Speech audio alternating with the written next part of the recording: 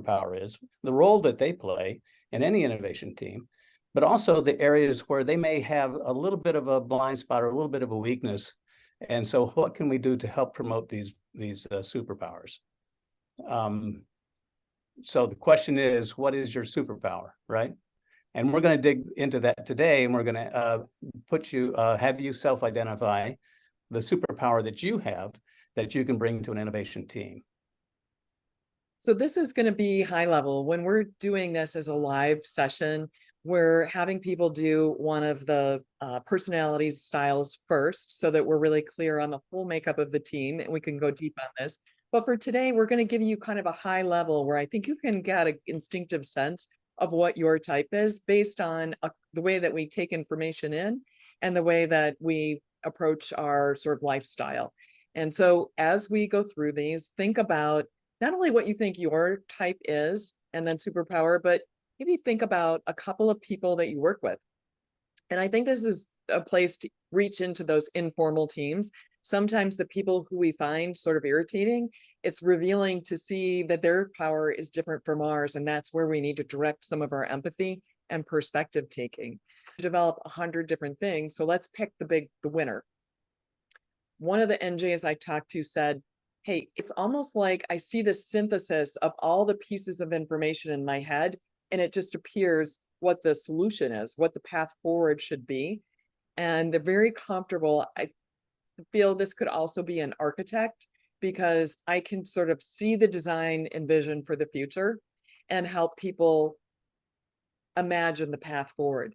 The care and feeding for the decider is to really value their ability to make these tough choices, right? We do have to move on from ideation and set direction in order to create and capture new value.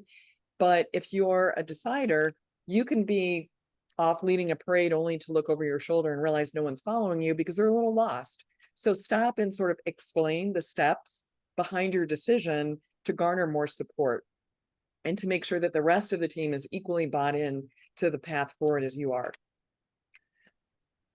It's not surprising that there'd be some natural friction between an SJ and an NP, or an SP and an NJ, because until we have the empathy to realize there, as Jim said, a natural partner, if you are an ideator, you are in love with all of the ideas, and having somebody really think through like, how is that going to work? Like, how is that possible? Can we do that? What would it take?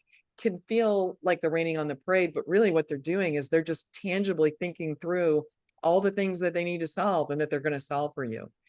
And so there can be some natural frictions between those. So if you feel friction with someone, it's oftentimes a good clue to stop and think, what type are they? What things am I hearing them say, or even ask them, so that we can have empathy for each other. And really, this is to me what creates the dream teams, right? This is how you take a bunch of individual superstars and turn them into that kind of connected group.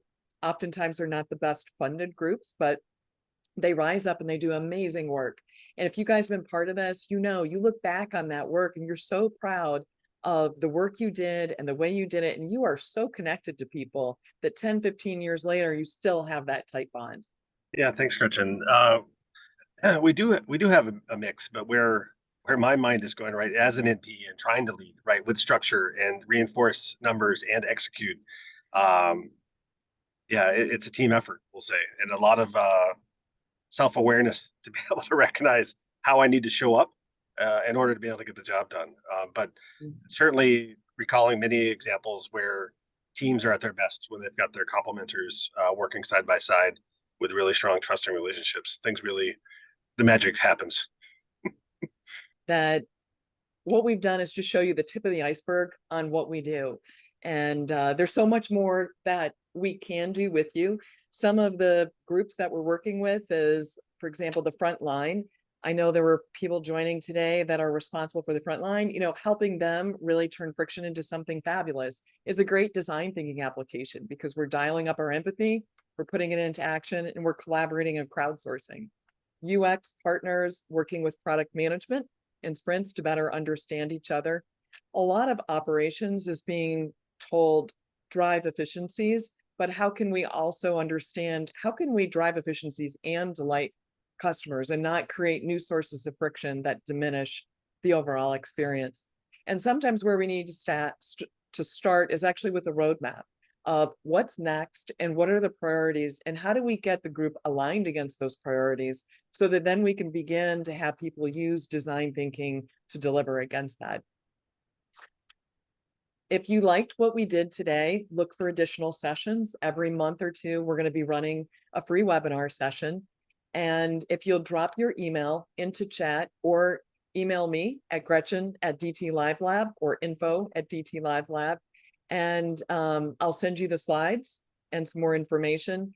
And I'll also send you a link where you can book a complimentary 30-minute meeting where we can find opportunities to help you grow your team and your organization's design thinking skills. Thank you for spending time with us, and all of your engagement was our pleasure. And I hope you have an empathy-filled day.